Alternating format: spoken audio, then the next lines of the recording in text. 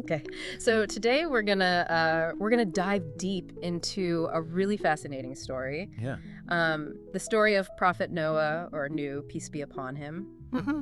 And we've got this document with us. Yeah. It doesn't have like a specific title, but it Yeah. basically brings together, different insights from Islamic texts. Yeah. And it also references what are called the people of the book. Right. So that's the Jewish and Christian traditions, as our source kind of explains it. Exactly. Yeah. So what are we hoping to learn here today? Well, I think in this deep dive, we want to really get to the core Okay. of Noah's story, right? Yeah. Like, what was his main message? Yeah. What was his main message? Yeah. What were the hurdles he faced? Okay. And ultimately, why is this narrative that's, thousands of years old Right. still so resonant? Okay, well, let's jump right in. Yeah, let's do it. Our source starts by laying out Noah's lineage. Okay. And it's quite a list. Yeah. It connects him all the way back to Adam, peace be upon him. Absolutely. It goes Noah, Ibn Lamech, Ibn Metoshilk, Ibn Enoch, Ibn Yad, Wow. Ibn Malabeel, Ibn Kinan, Ibn Anush, Ibn Seth, Okay. Ibn Adam. All right. So it really places him right at the beginning of things. It does. It really gives you that sense of Right. the deep historical and spiritual roots of his story. Okay. And what's also interesting to consider is the timeline. Okay. So our source mentions that the people of the book, Okay. they put the time between Noah's birth and Adam's death at 146 years. Okay. But then, Right. we also have a hadith, a saying of Prophet Muhammad, peace be upon him, Right. that seems to suggest a much longer period, like Yeah. 10 centuries. Okay, so that's a huge difference. How do we even begin to Right. reconcile those two time frames? That's a really insightful question. Yeah. So our source actually offers a potential way to look at it. Okay. It notes that Noah was born 56 years Okay. after Adam's creation, Okay. or after he left the Garden of Eden. Got it. This is referencing Genesis 5. Okay. So it proposes that the 10 centuries Okay. might be referring to the time after Adam was created, Okay. rather than specifically his death. Okay. But it's crucial to remember, as our source also points out, Okay. that within Islamic tradition, Right. narratives from the people of the book aren't automatically considered definitively credible. Right. That's an important Yeah. point to keep in mind. Absolutely. Okay. So, just to set the scene a little bit more. Yeah. The source tells us that Noah preached for an incredible 950 years. Wow. 1,000 years less 50. Yeah. Could you imagine that? I can't imagine. It really just Yeah. highlights Yeah. the immense dedication and perseverance Right. that prophets needed to convey their message Yeah. over such vast stretches of time. Okay, well, let's turn to the central problem that Noah was tackling, Okay. which is the widespread worship of idols. Right. So the source goes into some detail about these idols, Okay. gives us their names, even what people believe they represented. Okay. So we have Wadan, seen as a symbol of manly power. Okay.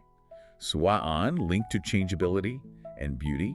Okay. Yagutha, embodying raw strength. Okay. Yaoga, associated with speed and keen eyesight. Wow. And Nazran, representing insight. Okay. And interestingly, these very idols are mentioned in the Quran itself, Okay. in chapter 71, verse 23. Wow. And what's even more interesting is that Yeah. they weren't originally meant to be worshipped at all. Right, exactly. So how did they go from being, I guess, just statues to... Right, so they started as statues of righteous individuals. Okay.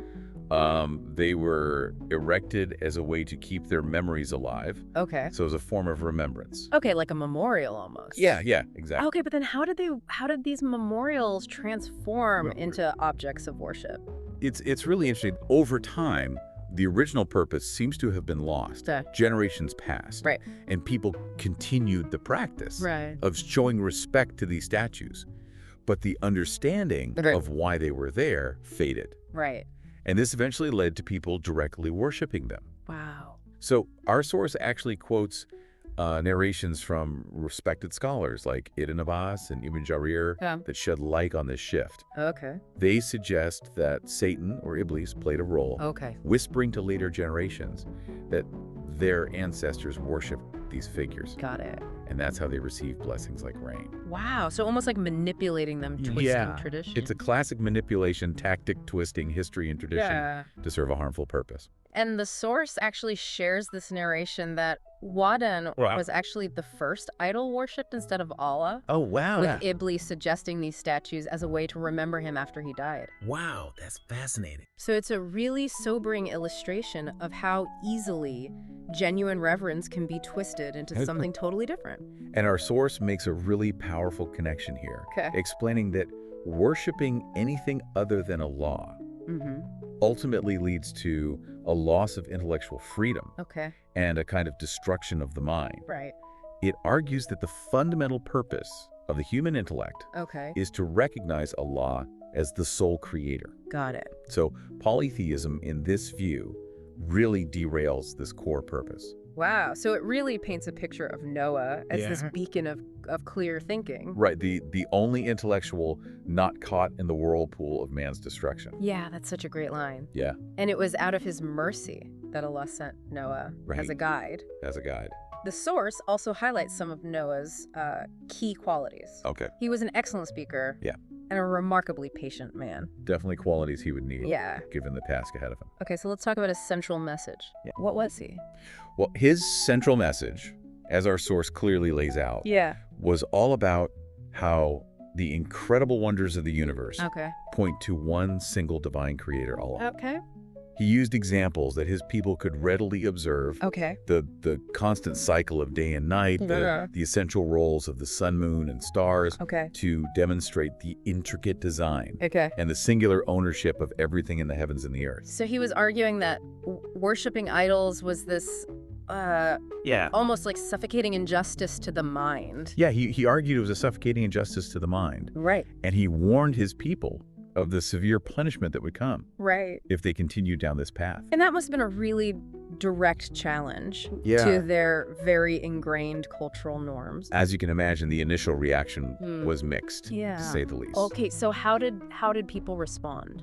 So our source divides Noah's people into two main groups. Those whose hearts were touched, often described as the weak, the poor, the marginalized, who found comfort and meaning in his words, and those who fiercely resisted. The wealthy, the powerful, the rulers, who felt threatened by any potential change to the established order. And the disbelievers really didn't hold back No, they didn't. in their accusations against Noah. They argued that he was just an ordinary man like them. Exactly. Echoing the sentiment in Quran 11.27. Yeah, but as the source points out, Noah never claimed to be anything other than a human messenger. Rightly stating that Allah often sends messengers in human form to guide humanity. And they also kind of looked down on his followers. They did. Saying that only the poor, the meek, and those they considered worthless were drawn to his message. As mentioned in Quran 11.2527. And that really highlights the societal prejudices of that time. It does. Where wealth and social standing were equated with truth and righteousness. Exactly. And they tried to bargain with him, right, which is a classic tactic of those in power. He is. The disbelievers demanded that Noah dismiss his poor followers as a condition for them to even consider believing. So they were saying, get rid of these people. Yeah. And then we'll believe you. Exactly. It's like this attempt to control the narrative, right, and dictate who they deemed worthy of faith. Absolutely. But Noah's response, which our source quotes beautifully from Quran 11.2931, okay, is so powerful. Yeah. He basically says, look, I'm not seeking any personal gain or wealth for delivering this message. Mm-hmm. My reward comes from Allah. Right. And I can't, and I won't drive away the believers. Right. He recognizes them as guests of Allah. Right. That's beautiful. And he doesn't claim to possess, divine treasures or knowledge of the unseen. And he's not claiming to be an angel. Yeah. And he reminds them that Allah knows what's truly in the hearts of the believers. Exactly. Something they were so quick to judge based on outward appearances. Right. They were looking at the external rather than the internal. It's a really masterful rebuttal. It is. Grounded in humility and unwavering faith. Our source emphasizes how Noah countered their arguments with sound reasoning. Right. Free from any personal pride or self-interest. Right. But the rulers, they just grew weary of his persistent arguments. Right. As noted in Quran 11.3234. Yeah. And they essentially challenged him to bring on the punishment. Right. They said, okay. Yeah. If you're so right, yeah, bring it on. bring it on. Right. Yeah, and what does he say? So Noah's reply is equally firm. Okay. He says, look, only Allah has the power All right. to bring that punishment if he wills. Right. And my own advice will be of no benefit Right, if yeah. Allah intends to keep them astray. Right, so he's consistently pointing back to Allah's ultimate authority. Exactly. Yeah, right. As the conflict escalated, the disbelievers, Yeah. they resorted to just outright rudeness. Okay. Yeah. Even accusing Noah of being clearly mistaken. Right. This is recorded in Quran 7.60. Okay. You know, it's a common tactic when Yeah. people feel they're losing an argument. Right. They attack the person Right. delivering the message. Rather than engaging with the ideas. Right. Yeah.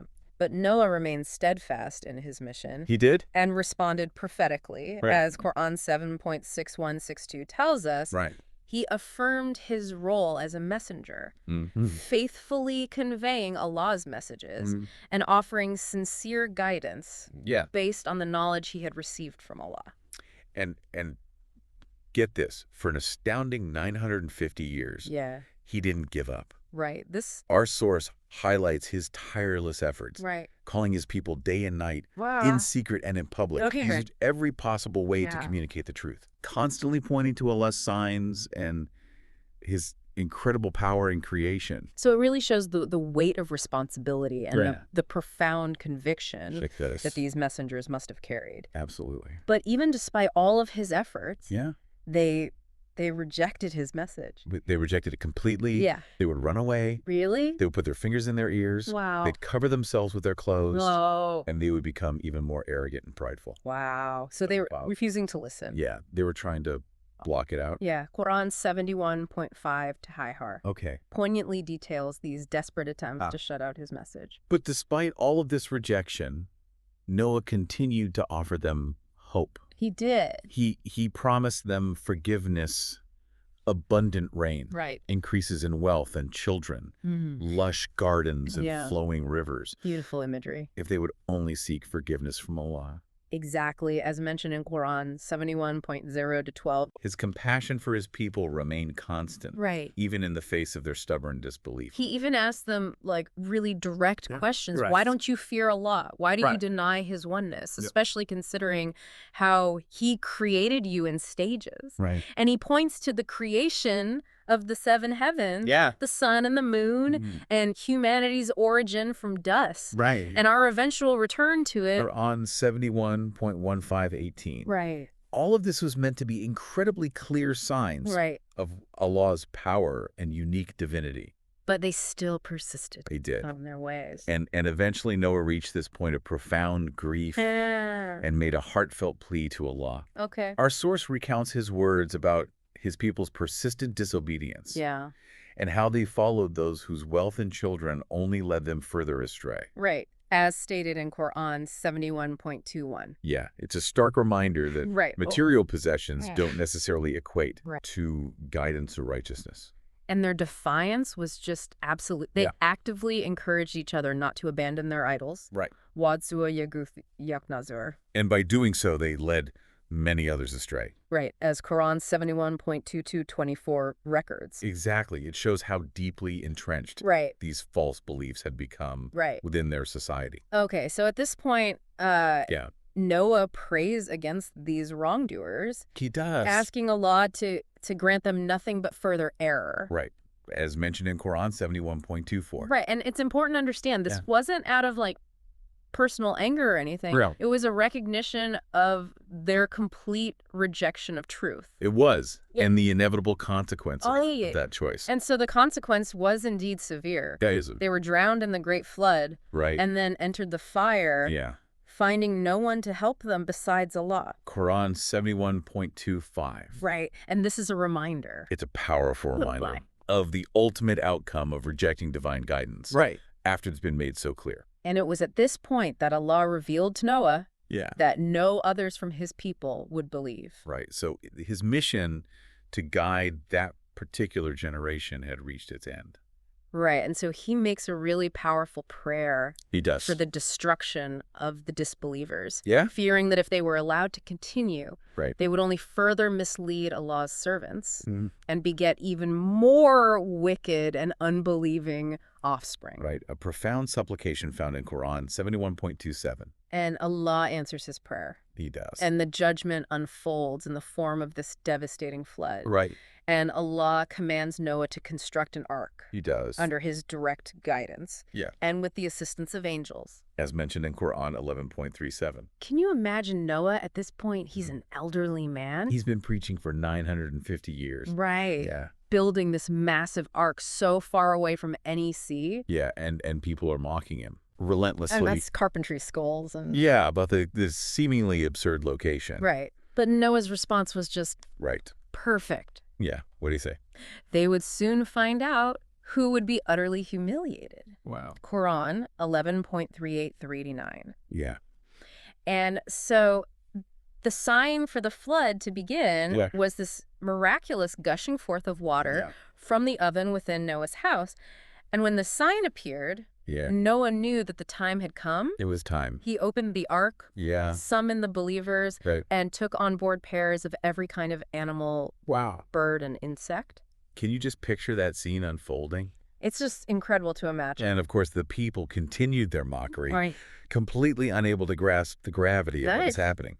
So Quran 11.4 describes this pivotal moment of embarkation, and it specifies that 2 of each kind were taken. Right, male and female. Right, along with Noah's immediate family. Okay. With the exception of his wife. Right, his disbelieving wife. Right. And the few who had believed. Our source even mentions that there are different scholarly opinions on the precise number of believers, ranging from as few as 10 to as many as 80. So quite a range. Yeah. Tragically, Noah's own wife and a son who had outwardly pretended to have faith, oh, wow, but whose heart was not sincere, did not join him. It's a heartbreaking reminder that even the closest family ties can be broken by a rejection of truth. Then came the deluge. Right. Water surged from the depths of the earth and poured down from the heavens. Just an unprecedented amount of water. Right. Here. The seas swelled and invaded the land. Right. It seemed as though even the ocean floors were being lifted. Wow. The entire earth was submerged. For the first time in its history. Quran 11.4142 paints this really vivid and terrifying picture of the ark just sailing amidst these waves as high as mountains. And there's this moment where Noah pleads with his son to come aboard. But his son refuses, thinking that he can find safety on a mountain. And he's swept away and drowned. It's such a profoundly sad moment in the narrative. And then Allah commands, O earth, swallow up your water. Right. And O sky, withhold your rain. Quran 11.44 describes the water subsiding, the complete fulfillment of Allah's decree, and the ark finally coming to rest on Mount Judy. And then this really powerful statement, away with the people who are zalimeen. Those who transgressed against God and truth. Right. Often associated with injustice and wrongdoing. And even in this moment of ultimate divine justice, Noah's human emotions resurface. He makes this plea to Allah about his drowned son, as mentioned in Quran 11.45. It really shows his deep paternal love, even for one who had rejected his message. But Allah clarifies that his son's unrighteous actions had excluded him from the promised safety of Noah's believing family. As mentioned in Quran 11.46. Right. And this is a powerful lesson about how the bonds of faith can transcend even the strongest family connections. Absolutely. When faced with divine truth. And Noah recognizes his limitations and the wisdom behind Allah's decree.